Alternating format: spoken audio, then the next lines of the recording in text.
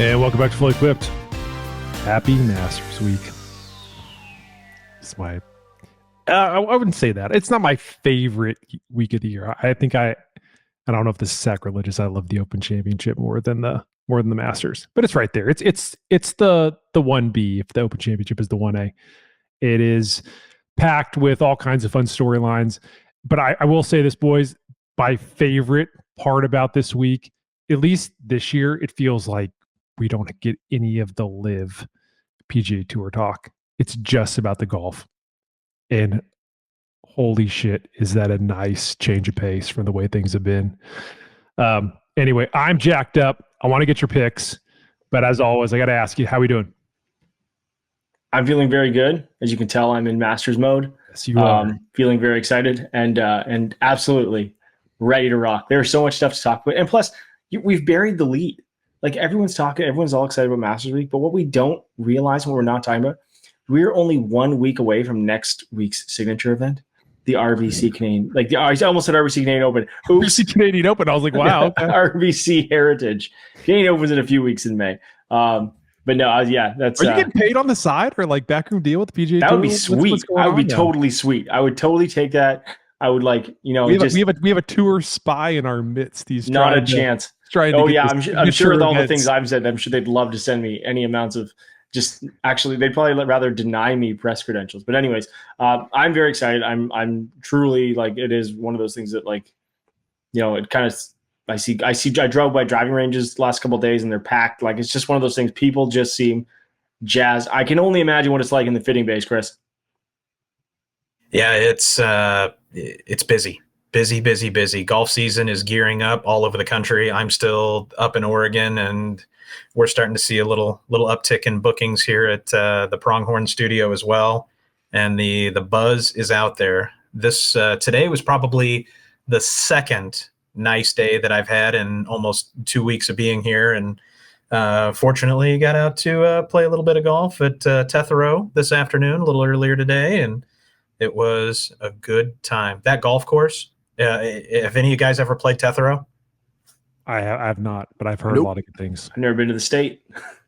The layout is punishing. Whoa. You've never been to Oregon? No. You never been to Bandon? No. Oh man, So if we're gonna say it again, just like I said earlier about being the PGA Tour spy, and I said this a couple weeks ago on Instagram when people kept bugging me about it. I don't get paid by anybody to post anything on my Instagram. Absolutely zero zilch. Yes, I have promo codes from a couple companies, which I've been with for a very, very long time before golf, and they're basically friends of mine, which is why I do it. And but I will let people know that I am very willing to sell whatever I need to go to more golf trips. Okay? I feel like I'm the only guy on the internet who hasn't been to Cabot Citrus Farms. I feel like I'm the only guy on the internet that's never been to Bandon. Help a guy out. Just like my forearms are open for tattoos. Like, whatever you need, let me know. We can make it happen. All right. So I want to get that out there as well. I'm calling it now. 2 weeks from now, RB is going to look like a NASCAR driver. He's sponsors everywhere. Yeah. There's probably going to be a back tattoo for Cabot, and Bandon's going to want the biceps, and and on. Somebody's and on. Buying the stash. Who's getting the stash? Are you going to get a little golf ball, like the teardrop? The teardrop. It's a golf tee and a little ball. It's going to be a circa 1990s balata,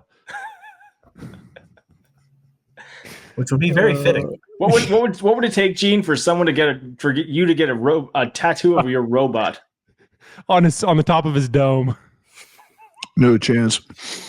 No ink. I was going to say one crazy night at Coachella. This is a guy who goes to Coachella, and he's saying too old. Speaking of Coachella, I have a scheduling conflict. I am due at Coachella on Friday, and that is Masters weekend. So I'm going to be one of 5 people, probably out of the 100,000, that are going to be checking the leaderboard and not high on E, running around half naked. So yeah, I gotta do a little balancing act this week. Gene's gonna be like, on E. Where can I get a glass of red wine and some Wi-Fi so I can watch this golf?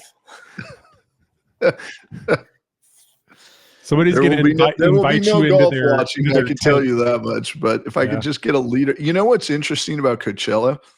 The cell reception sucks, and the reason is there's 100,000 people there, and they're Suck at all whatever bandwidth is available. it's just getting. You're not even wiped going to out. find out. It's gonna be like before the internet. You're just gonna have to read about it in the newspaper. Gene's going to be selling ibuprofen, Tylenol, and then he's going to have a mobile hotspot that he's letting people like log in on. Like he's going to be selling access. He's going to be selling access. Access free. I'll tell you. Here's a really. I know we're like. Go ahead, man. Over the 50, I'll be like, hey, I'll hook a brother up. You want to know who's So I said access for E. I'll tell you, there was. I don't know if you guys remember when like SARS was in, like SARS kind of hit Toronto, and then like the Rolling Stones had this big concert. Justin Timberlake, I think, was there too, and like they had this big like Toronto's open, Toronto's like ready to rock. This big concert up in Downsview, which is like kind of north area Toronto. They caught some people like a week before the concert underneath the fence, and they were digging a hole in the back of like the party like area, like the big concert, just kind of general admissions area. And they were burying a cooler full of beer with like ice in it. They were going to bury it in the ground. So when the concert opened, they could go back and find it and like get it out. And they didn't charge the people. They just kicked them out. And like, I think they took their tickets away, but it always reminds me, I feel like Gene's going to like go in like a week early and like bury a bunch of ibuprofen and just or like bury a couple bottles of red wine and be like, man, we're going to get lit. You're going to get lit this Friday. Check all these bands out. It's going to be great. We are so many good ideas. Big brain, as my son calls it. That's the beauty of being an old man is they don't search you. They don't look at you. Like my daughters, they get all their water bottles poured out and everything like that. They're just like, come on through to the old man. So, yeah, I could be really loading up, but I won't. Coachella on a Friday. That's Coachella on a Friday. Saturday is going to be the big start day. Calling Gene the mule. Call a lot of PGA Tour players mules already. Oh, man. Off Off the rails already, fellas. We are way off. No, I don't even care. I don't even care. But I mean, okay. So I was saying Masters ranks as the 1B to the Open Championship 1A. Where does Masters week rank for you? As far as like golf tournaments. I'm US Open 1, Masters 2. Okay. Wow. I'm like excited for golf when it comes to the Masters, but I'm more emotionally tied to the Open. Like and I've always felt this way, even like as a kid, like I loved getting up super early on those Thursdays and Fridays and watching golf, and I can't get that out of my brain.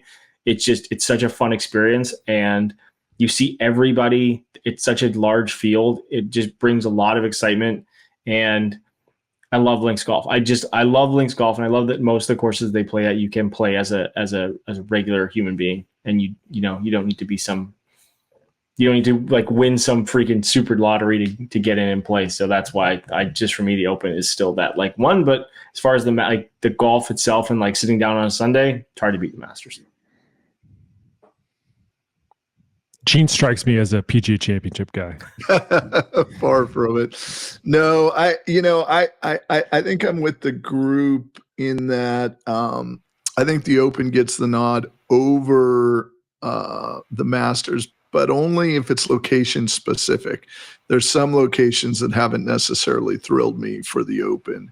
But then I'm with Kris too, because man, the US Open, there's one tournament a year where you're bringing people to their knees, and they don't really do that at the Open. You can still win the Open 16, 17, 18 under, whereas the US Open, you're putting on pool tables. I mean, it is a brutal test with rough and I think the thing about the US Open that's interesting is there's always a wild card aspect.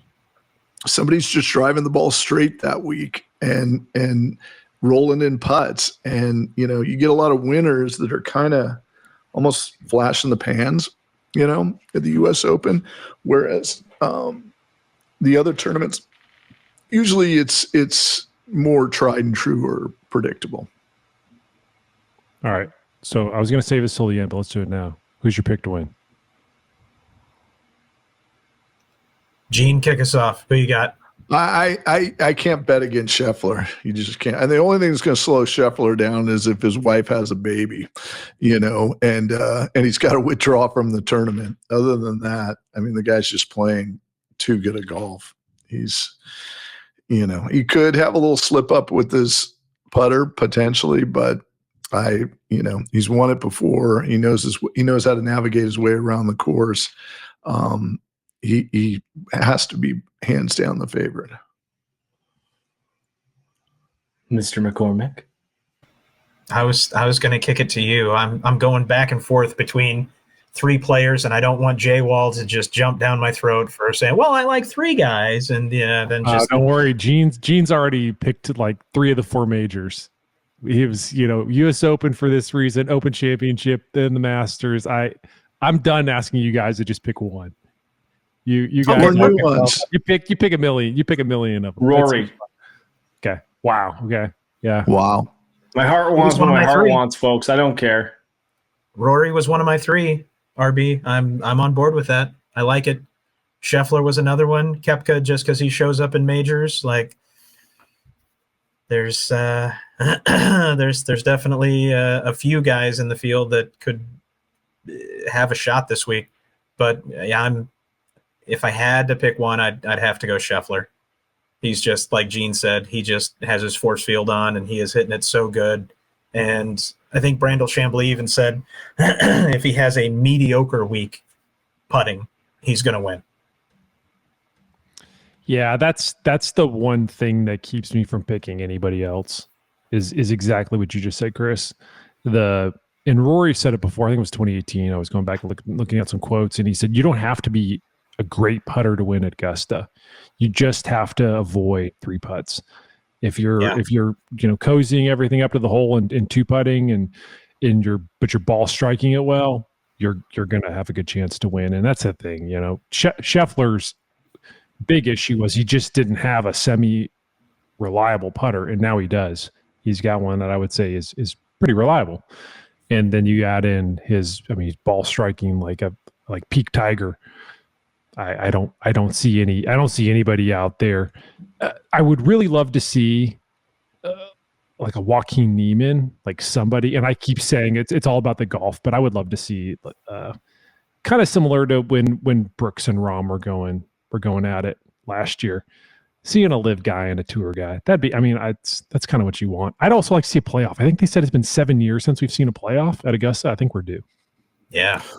Well, you said nobody's talking about it, but it would raise an interesting point if a live guy wins it, and they all seem pretty disenchanted about and I don't want to get into the live stuff this week, but just listening to Rahm talk and Bryson's had some comments on it too. Those guys I think they're starting to regret their decision, even though they've got a fat check. I think they're so competitive that they're just missing the real competition. You said something very interesting there, and it's like ball striking is going to reign key. Short game obviously is going to save some shots. Let's not forget that Mike Weir nearly only hit like half of his greens in regulation, and he won because his short game was so good. But one of the things you have to really focus on with your short game is your putting. And if you're looking to better control your face angle, it's probably a really good idea to try out one of these new reverse tapers from Golf Bride, because we have to let you know that moment of impact before you hit the golf ball when you're on that putting green is the most important part, because what that does is it makes sure that the putter face is square into impact. It means your ball is going to start on line, and it's hopefully going to start on the right speed as well. And you get that by reducing tension. And you get that with the reverse taper. And just like the name describes, it has a smaller sized handle at the top and a larger size handle at the bottom. And there are 3 different shapes and 2 different sizes. So there's the round size, or the round shape, which is universally popular for a lot of different grip styles, whether you are cross-handed or claw or whatever kind of crazy grip style you like to use. You can find it with the round. The pistol, which is more for a classic golfer who uses their trailing hand low. I don't want to say right or left-handed. and it really locks the top hand in with the pistol style grip. And then there is the flat, which really helps golfers who prefer to go palm to palm or will use a more symmetrical putting style.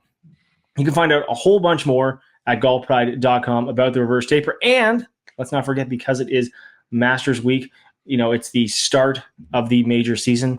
Golf Pride also has their honoraries starter grip. So you can head over to golfpride.com, check it out. It is a springtime themed grip. It is the +4. Also comes in mid-size. A lot of people always complain about this stuff. I've got one in my hand right here, RB. I was going to say, people complain about it because it doesn't come in. People always complain about these things, but this one comes in mid-size. It is available. And if you purchase 13 or more, you also get a free towel, honorary starter towel, which looks pretty sweet as well. So remember, head over to golfpride.com, check out the reverse taper, and load up. If you need some new grips for the season, get some honorary starters on there, and you are going to look crispy. That was not part of the ad read. That was editorial, but I still think you're going to look crispy one way or the other. There you go. And there's a lot of sweet Masters gear out, and you also, you found, I do the same thing because I don't know which way Jonathan is. You put this in the Slack channel because Golden Age Auctions has their one of their biggest auctions of the year right now. Oh my gosh! You found one of the sweetest signs that you will ever find. It is truly a piece of Augusta national history. I will segue to you, Jonathan, and let you explain what this thing is. I want this so bad. It's going to cost a pretty. It's going to be way out of my price range. I have a feeling. But yeah, so Golden Age, Ryan Carey, Ryan Carey's a friend of the pod. He's a good friend of mine. They are doing an auction right now tied to the Masters Week. And this thing has some absolutely unbelievable items in there. But the coolest one that I found, as RB mentioned, there is an original 1960s Masters tournament bar sign. And the sign it's white and green, very simple, that says this bar will close 45 minutes after play is over. And I want this damn sign. It looks so good. Currently, the current bid on it is almost $8,000 though. Gosh, jeez. So yeah, and it said that the sign originates from the estate of Clifford Roberts. Decent provenance there, and it is the original sign. It's from the 70s and 80s. They had a bar sign for the Masters tournament, which is just so cool. That's awesome. The fact that people, you could just throwing them back, and it's oh yeah, bar closes 45 minutes after play. It's just a different era. If a beer is $5 now, what was a beer back then? 25 cents. Probably, yeah. 10 cents. I was thinking 15 cents. I was trying to do the math on what that would be.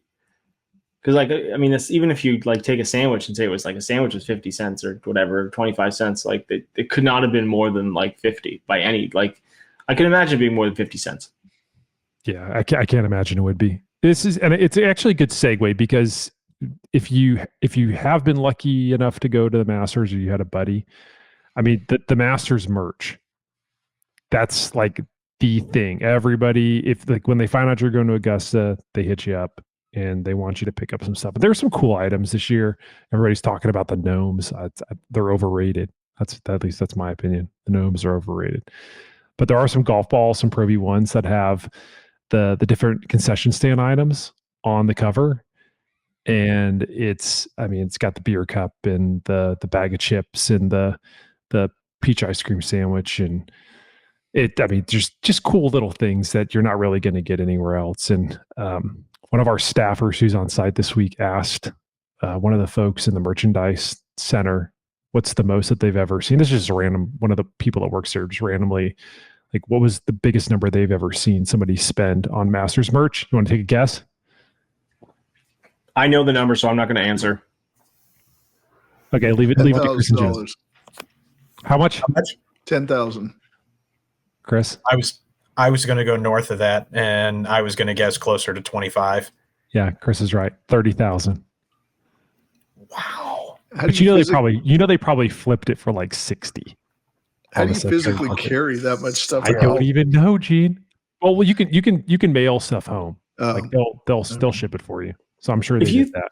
But if you grab some of the pricey stuff, it adds up very quick. I remember the one time I was there, they had the dress shirts, like just a stand, like a dress shirt was like $300. And I'm talking in my head, you guys all deal in USD, but like for me, that was like $500. Yeah. And the one thing I almost splurged on was the watch, which I didn't get that year, which I kind of wanted. And I've seen some cool ones like sell online. They don't resale for like a huge amount of money, but they're still pretty cool. Is the Mackenzie bag. It was Mackenzie bag. It was like $900. Awesome. And I was like, do it. I was there with my dad and I was like, it was like one or the other. I was either going to buy the watch or the bag, and I like wimped out on both and still spent like $400 on a bunch of other stuff. But $30,000 is not difficult. I mean, it's difficult. You just buy t-shirts. No, I mean, if you're just grabbing stuff, and Arby's right, if you're grabbing the really expensive stuff, it can get real. I mean, I think I've told everybody the story on this podcast before, but the year that I played in 19, and they gave access. They gave you access to the member pro shop, and I was like going to the front counter and they don't have prices on anything in the member pro shop, so you have no idea what you're spending. And I remember getting a phone call from the credit card company asking if I was gonna accept the charge from Augusta National. That was a fun one. That was also where I got probably the coolest item, the one that I'll never ever give up. I was at the counter and they had a money clip with Augusta National, like an Augusta National Golf Club on the money clip, and it's still the one that I use. But it's just like the coolest thing ever. Nice. Yeah, but it's like one of those items. But even the assistant pro was telling me, he's like, you know what? It's like, you're gonna keep it with you all the time. It's not like a hat. It's not gonna wear out on you. It's I was like, that's a good way to look at it. So anyway, all right. Enough about Masters merch. We are going to talk about some of the limited stuff that's dropping this week, but why don't we break it up a little bit and discuss some of the gear changes? It's interesting. If you look at previous years for the Masters, there wasn't a whole lot going on. Not a lot of gear changes. This year's an interesting one because it feels like we are getting some intriguing storylines, but the obvious one that we got to talk about is Brooks Koepka and the putter. So, Brooks is often Live World. I mean, I don't pay a ton of attention to what the guys on the Live are doing with their gear. I'll be completely honest. RB and I spend a lot of time out on the PGA Tour on site, and so we're really in tune with what those guys are doing. But Brooks Koepka changed putters last week at the Live event in Miami. And he actually, if you go back a week prior, there's a picture of him when he went on, this had to have been a cool experience. He took the Florida State men's golf team, because Brooks went to FSU. He took them to the Grove, to MJ's place. And in the pictures that were taken, and it's the head coach for Florida State posted some pictures, and you can see Brooks is using a mallet. And I had gotten some messages, and it's like, oh man, Brooks is using a mallet. And I was like, I don't really like to point this stuff out until it's actually showing up in a tournament. And so I tracked it last week, and it's like, all right, well, I guess he played it, but he shot 69, 77, 77. And it's like, well, I don't think that putter's going to be around for very long. And it was a Scotty Cameron Phantom X 5.5. And lo and behold, he shows up on Monday at Augusta with the same putter. And we posted some pictures of it on social media. Brooks shows up on the range today, and Amanda Balionis from CBS asked him, thank you, Amanda, about the putter. And he says, yep, same putter in the bag. And, just wasn't seeing those putts. I was seeing him burn the edges and figured I'd kind of shake it up. And I think he had, like in his recent events, he had lost like 2.5 shots on the greens. I mean, it was something like substantial that he was losing on the greens, like Scheffler-esque. And so he says he's sticking with the putter, with the mallet. And then the guy goes on the golf course and he's photographed with his Scotty Cameron Terrellium Newport 2. Loves to throw people for a loop. And it's like, if anybody's gonna just like screw with you, it's gonna be Brooks. Because when I posted those initial pictures, it's like gambling is so prevalent now in so many states, and everybody's like, I'm off the Brooks train. I'm done. No chance. If he's switching putters, if he's not going with the Terrellium, I'm out. But it is interesting though, because if you look at some of the pictures, Brooks is a guy who impacts a lot of his putts out towards the toe. So I could see how a mallet, at least in my small gear brain, I could see how a mallet could be a worthwhile addition to the bag. I mean, it's designed to reduce twisting. And if he's impacting it more towards the toe, I mean, that would lead you to believe that he's going to have a better chance of getting a square face at impact, or at least somewhat closer to square. So anyway, it's definitely a big story because Brooks is a top 5 guy in odds. I think he's like plus 2,000. But I just love the fact that he's like screwing with everybody. He says, "Yeah, for sure, I'm using the mallet," and then he shows up with the blade. So I would say, don't believe anything. If he tells you he's using the mallet, he's going to show up on Thursday with the blade, guaranteed.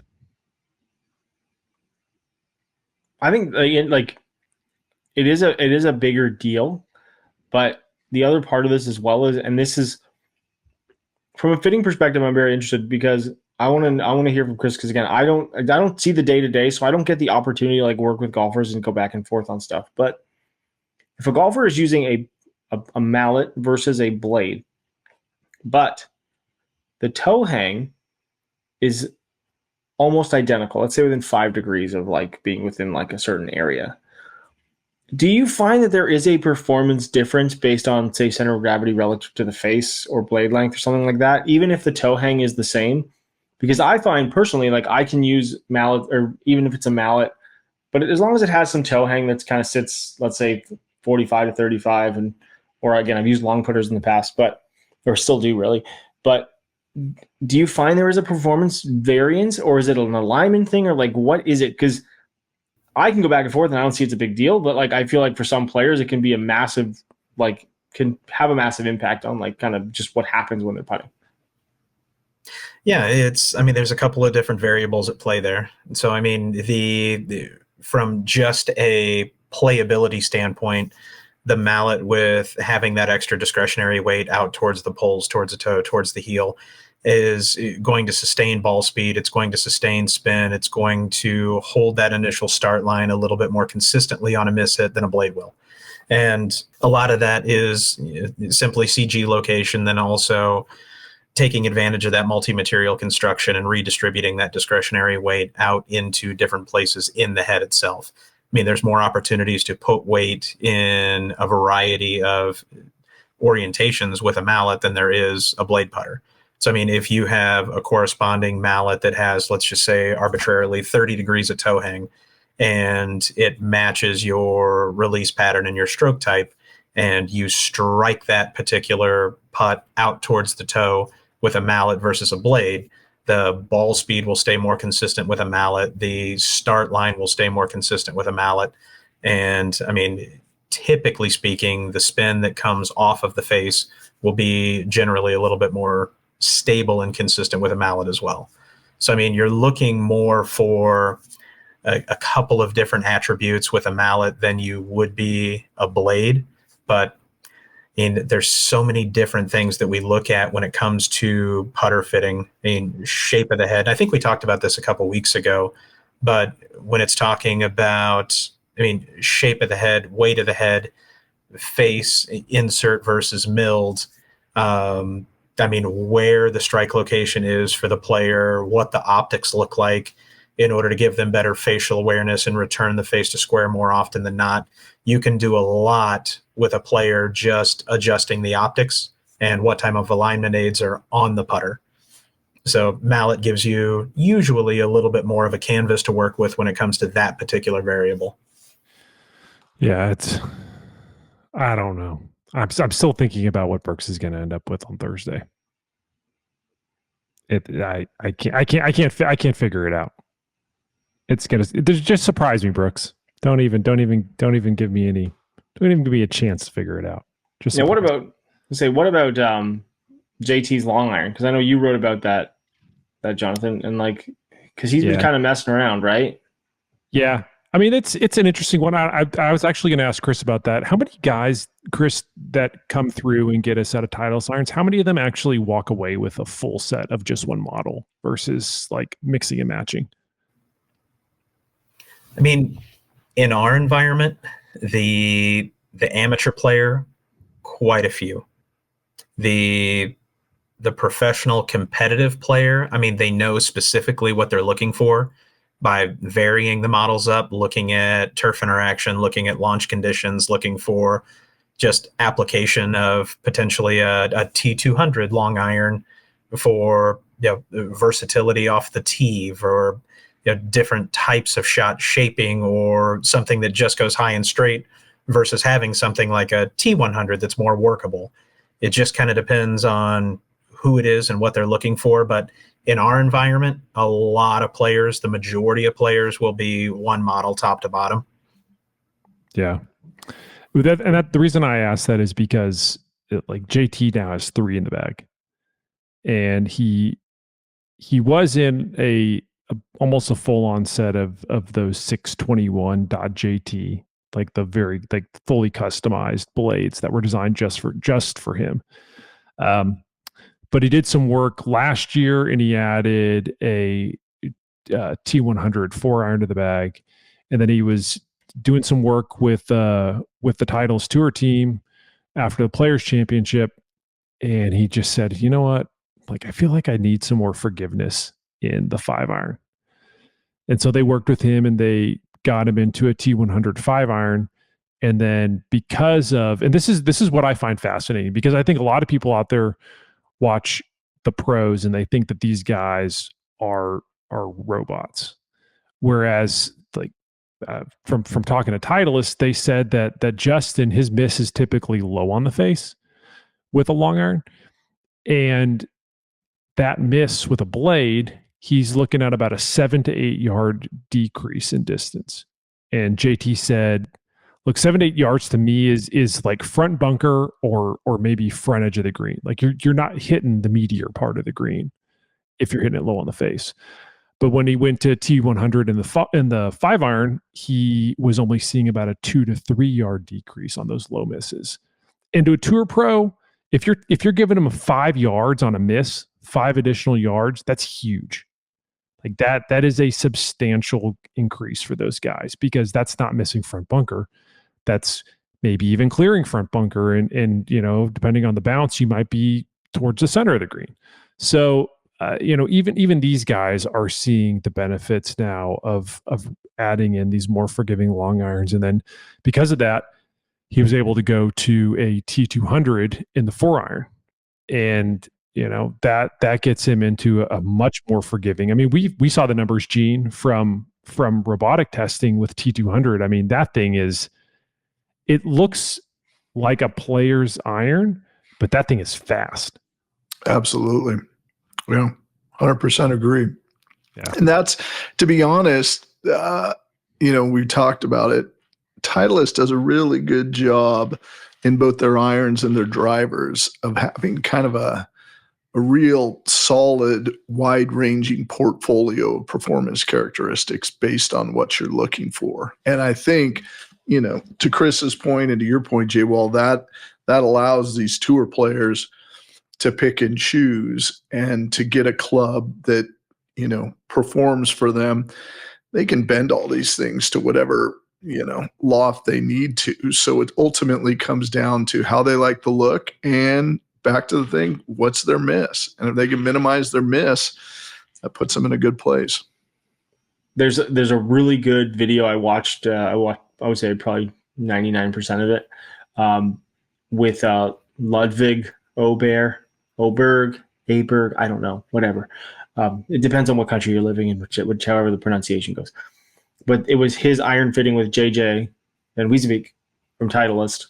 And there were a number of players there. It's about a 10-minute video, and it runs through his going through the process of getting new irons. And it's pretty interesting. It is like how much they worry. They talk about different grass types.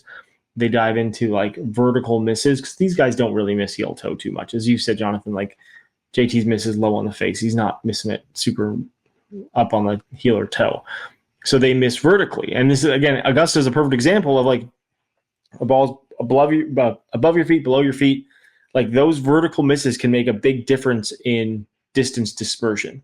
And we've seen it. We've seen great distance control and dispersion from game improvement irons, like we talked about last week with the ping iron being like super awesome as just like one of the examples. And then you get into a lot of the game improvement clubs or players distance clubs. That heel toe miss, if you are along the equator of where the let's call it the CG projection or the sweet spot or whatever it is you want to call it. But if you're kind of in that area, like you're not going to see a huge distance loss. But that top and bottom is where we see the spin variance create issues with drivers and fairways and all kinds of golf clubs. And they talk about, like, literally, again, like I said, grass types, the lies that you get from certain places, the shots that you're trying to hit. And he talks about, and I always think this is fascinating. And I'm again, you see it outside more in like the outside fittings, is like a good player, like a really good player, obviously, will hit a shot and it's like, it's kind of out of my window. And I'm like, what is out of your window? And it's like, no, it's like 10 feet lower than it should be. And you're like, holy crap, man. Like, these guys are so dialed.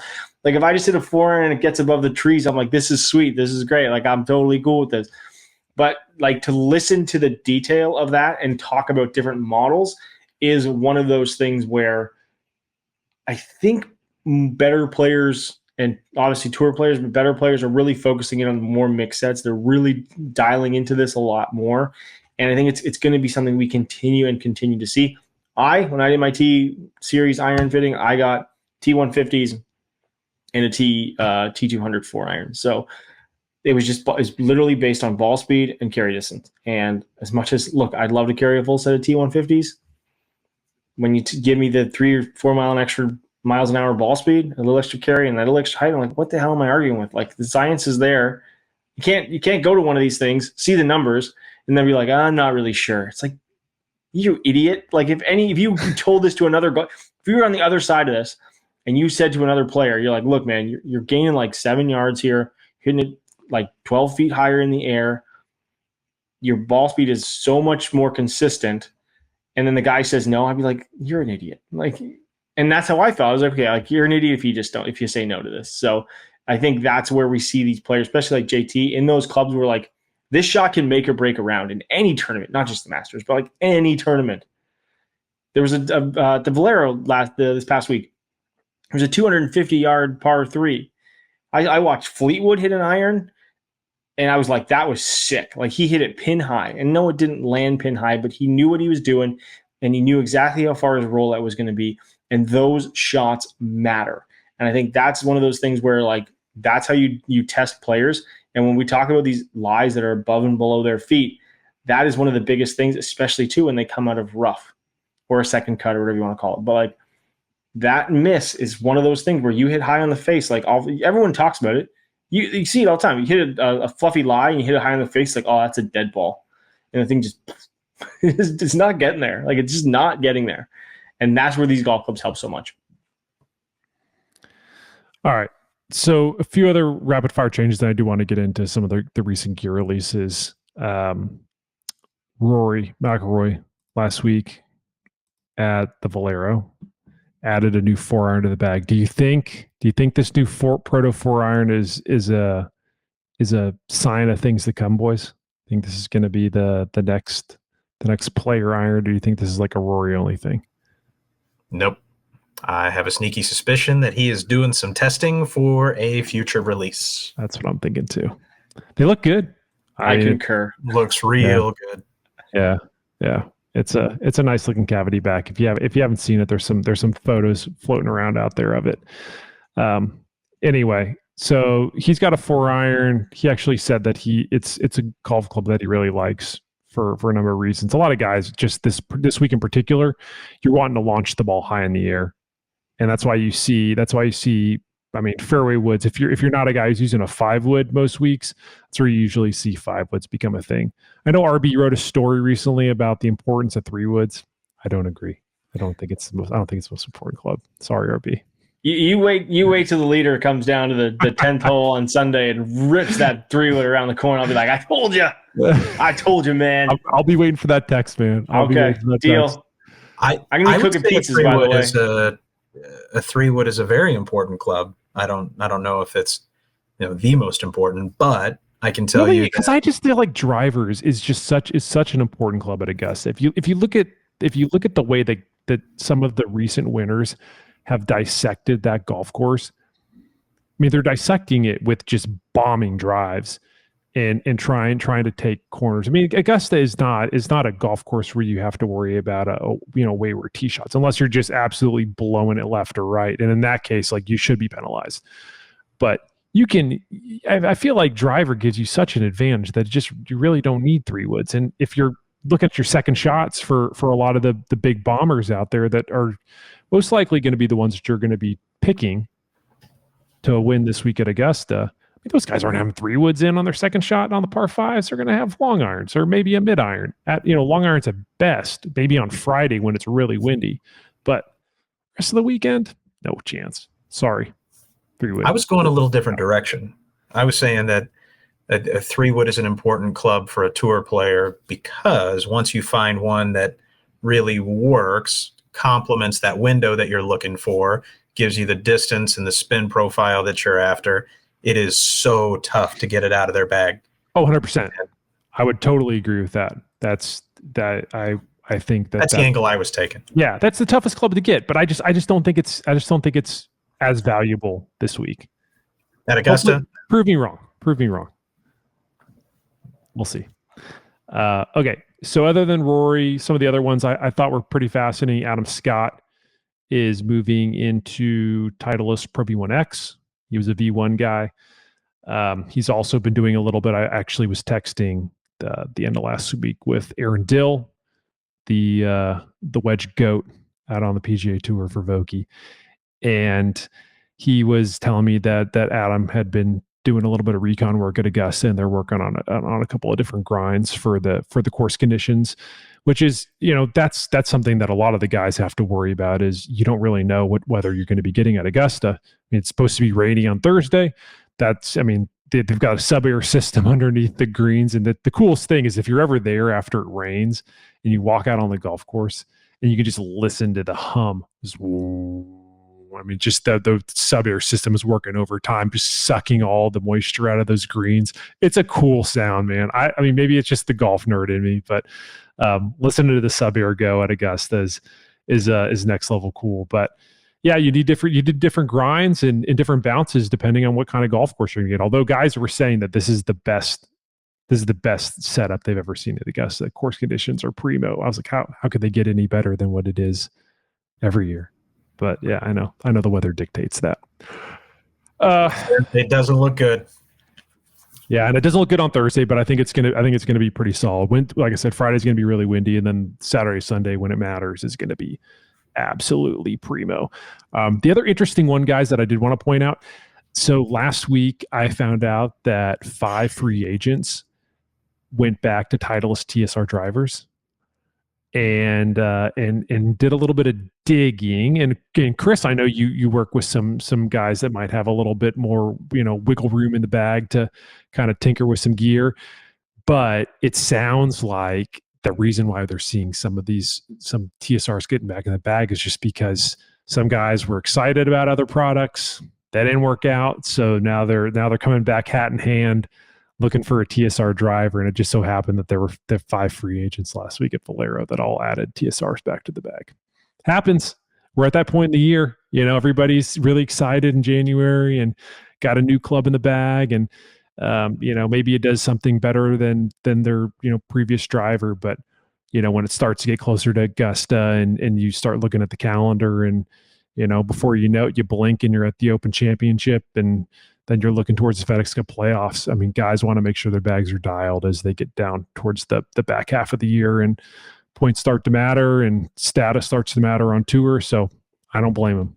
I thought go back to something familiar. We saw that with I know I talked about this on social media, but Fleetwood went from the tour to the standard QI10, which a little easier to draw. Now look. Very honest, very open here. Yes, I very much understand. I do not need to get a bunch of private messages about it. There are tour heads for tour players that have different CGs and all this stuff. I get it. Okay, look, I'm not an idiot. Okay, but what I'm trying to do is explain things so more people understand what's going on. Same thing with the core head, RB. All right, so we're clear on that. He's in the core head, but it's like a slightly different one. It's the dot head. Okay, dot head. You can see it online. It's just like all the Callaway stuff as well. Look, I'm not a complete dunce to this stuff. So that's another switch as well. But the one that happened the week before, which I think is very fascinating, because these are two completely different driver heads. And like, Gene, we've seen these drivers test on the robot, and they are very, very different driver heads. And that is Dunlop, who won at the Amex, was with a QI10 Tour. Or no, sorry, the Tour is the fairway, the LS. He won with the QI10 LS.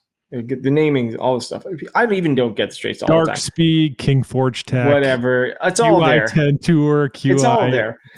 LS. So he went from the LS QI10 back to his G430 LST. Those are two remarkably different drivers, but he played very well. I think it was last year, the week before.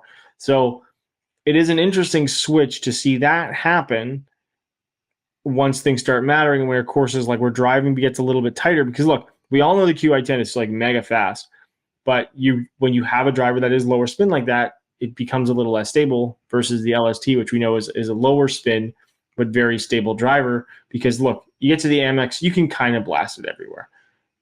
Augusta National, other places, not so much.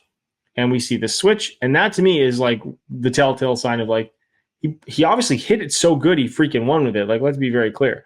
But, you know, if you're looking for consistency, maybe for him, that was the one that he went to, which is just, you know, it's just kind of one of those interesting things to see, especially when we talk about clubs off the tee. Because the LST is pretty darn stable. The ping one. As long as we can get the names right, which we've proven time and time again on this podcast, we cannot. We're in the gear industry and we cannot get it right. All right.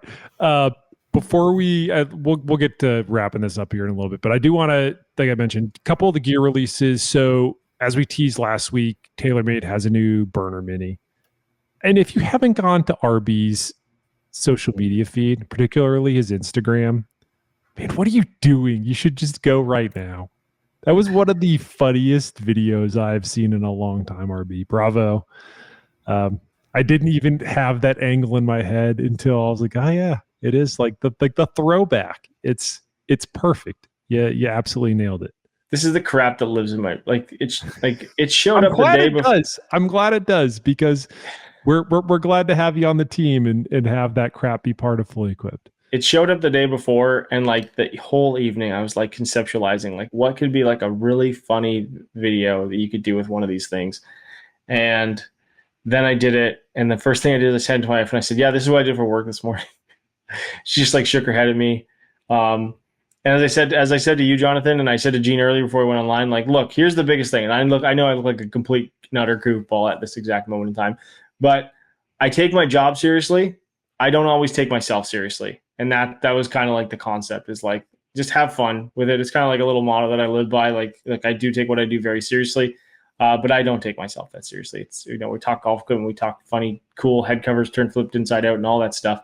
But yeah, it was fun. And, you know, it's just kind of one of those things. Like TaylorMade does a great job, and a lot of OEMs have done a really good job kind of bringing in nostalgia to like certain things and certain clubs. And it was just kind of one of those really, really stupid things where the only reason I thought about it too is because I was joking, because obviously I had this really stupid mustache. And it was like, I could do something really like clever with this. Let's roll with it. And then, you know, I had an hour this morning, and I got clever with it. And yeah, hopefully people enjoy it. Hopefully they find it funny. But I do think overall, like the limited release, like burner it's pretty cool, darn cool club. And there's a lot of, like you said, there's a lot of other limited release stuff around this time of year that looks so damn good. Yeah, it looks good. Although based on what I've seen, it's just the cosmetic change, right? 100%. 100%. People keep asking about it. Yeah, you can test them head to head. It is the same thing. Same club, same performance, just different cosmetics and a different surprise inside the head cover when you flip it inside out. It reminds me, and this Simpson reference, I know I'm dating myself, but it's like when Lisa Lionheart, they have the new doll with Lisa, and she releases the thing with the doll company, and then the Malibu Stacy, they're like, oh my gosh, we have to like battle this like thing. And then on the same day that they released the Lisa Lionheart, that they release a new Malibu Stacy with like a new hat. It's like, oh my God, It's I remember that episode. It's the same Malibu Stacy, but it has a new hat, and the person who yells it's a new hat is Smithers, which is just like classic Simpsons. And it makes me always think of that. I'm like, yeah, but I'm like, people ask me like, is it the same club? I'm like, yeah, but look, it's got a new hat. Like, it looks pretty damn sweet. Who cares? And a lot of people like really like this golf club. Why not do this? Like, seriously, why not do this? If people like it, why change it? It offers great performance. And one of the things I think that was the most difficult, talking to someone who worked behind the scenes, was actually getting real cork into that Victory Golf Pride grip. That's a real. That was like one of the most difficult things. Like, we're gonna source this, we're gonna make it legit, we're gonna make it like real cool, and like that was what they did. And I think it's a very, very cool piece of gear. Yeah, it is definitely cool. Speaking of cool gear, the Mizuno irons. I know like TaylorMade, Callaway, Shrixon, Ping, they all released really cool Masters theme gear for this week that a lot of the tour pros are going to have in the bag, or they're going to be sporting a special edition bag this week. But those Mizuno irons, I'm sure by now everybody's seen them. They created a version of the Mizuno Pro 241 blade. They're calling it the Azalea iron, and there were only 1,000 sets available worldwide. I mean, these things look freaking awesome. Typically I'm like, it's another release. I think I've seen so many, I'm kind of numb to it. I'm like, okay, looks cool, but I don't know if I'd pay for it. I would pay for those. They were $2,200 RB. You were at the store. They were. So this is, we're gonna use this 24, 22, 24. We're gonna use this as a bounce board before we get to the rest of this cool piece of gear.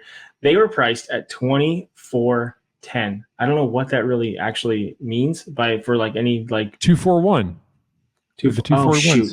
I'm an idiot. There we go. See, that's why we have 4 people here to like make me not sound so stupid. But yes, so they were priced at $2,410, and I know for Gene's fact, really quiet because he probably bought 4 or 5 he sets. knew right away. He knew right away. Yeah. But they sold out almost everywhere. I feel about blades, especially special edition blades. Boy, you're really tickling my fancy, aren't you? You just bought them to flip. You're funding the Coachella trip with. Now that would be smart. I wish I was that smart. He's flipping the first dose of E. but they were. I know that the only places you're seeing them now is people who like accounts that got them that didn't sell them online or something like that. Because I know at one place that did sell out of their allotment very quickly was Fairway Jockey. I think they had 3 or 4 sets. I know I wrote about it. They were sold out almost completely, like as soon as they went live, which was kind of crazy. They sold out almost immediately on the Mizuno website as well. But for those who are looking for like a really cool gear, here at Fully Equipped, we like to let you know that Fairway Jockey is a pretty good place to look for custom gear. They offer the world's most extensive collection of aftermarket shafts and custom equipment built to tour level specifications. I would like to say I have been to the Fairway Jockey custom build shop. They run a tight shop. I'm not just saying that. I've walked around that place. I've talked to the builders.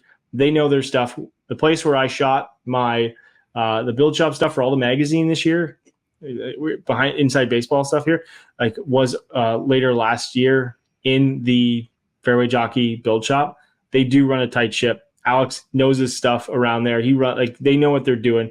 And if you're looking for gear, it's a great place to check out. They offer the lowest prices on custom built clubs, up to 20% less than the average club fitter quote. And you can take an extra 10% off. That is not an insignificant amount of money. We're talking about custom gear with the code Fully Equipped. That is FULLYEQUIPPED. I respect our readers. I know they can all spell, but I just want to spell it out there real quick. And they will happily say that they offer some of the best deals on custom ordered equipment online. Bring your specs from anywhere else. Get them there. And you can go to fairwayjockey.com to find all of it. There we go. But before we finish the Mizuno conversation, had to get that in there. Yeah, I know. Good job. Because I was thinking about it when we mentioned Fairway Jockey having the sets. But do you want to take a guess if the sets were going for 20? I know this is my favorite game. Like, how much are people trying to flip these for? So $2,400. What do you think? What do you think the highest number somebody flipped them for so far? 8. 8,000. Wait. Are we talking sold or asking price? Because I know that you can look up sold. $39.99. Nope. Somebody back in February, because I think they were Japan only at that point. No, there's two different sets though. Is it? They're the different. They look the same. No. There's a Masters branded ones that only got released in Japan, and they were like, because if you go back, you can find the Masters logo. Because that makes more sense. Because I was like, man, some poor sap spent $6,500 on a set of these irons back in February, and I was like, man, the ones. So that makes more sense. So the ones with the Masters logo on them, now I can see it. $6,500 for those, but for people that were buying them and hoping them to flip them for a big number, sorry about you. People actually are selling them at a loss right now. Somebody sold theirs for $2,200, brand new set. Somebody did got maybe $300, but after like fees and all of that, probably breaking even. So the flippers are not winning in this game. I love it. Love seeing that. Me too, buddy. I love seeing the flippers strike out on this being a collector of hard to get items. The flipper market just makes me want to throw up. Yep, I agree. Because the Masters ones are like coming to Masters box and like say Masters. It's kind of a similar iron. I believe they look the same, but the PVD finish I think is slightly different, and the paint fill is different. But it is technically it's the same forged piece of steel. Yeah, it's got the Masters on it, which is just crazy to me because really the irons look very similar in the finish, but it's really you're spending an extra at this point like $4,000 for the Masters emblem on the irons. No chance. Sorry. I'd rather spend it on a bar sign from the 1960s. Good call. Yes. Good call. All right, boys. Well, why don't we wrap this one?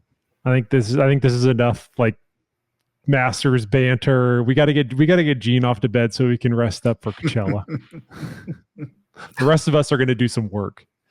Leave it to Uncle Gene to go have some fun. But I do hope you have a good time. Just don't take too much E. No E, only ibuprofen. Only E for excellent. Yes. Anyway, all right. That'll do it for this week's episode of Fully Equipped. As always, if you want more gear goodness, check us out on all of our social channels. We are at Fully Equipped Golf on our YouTube page and on Instagram at Fully_Equipped on the Twitters. Thanks so much for listening. Enjoy Masters Week.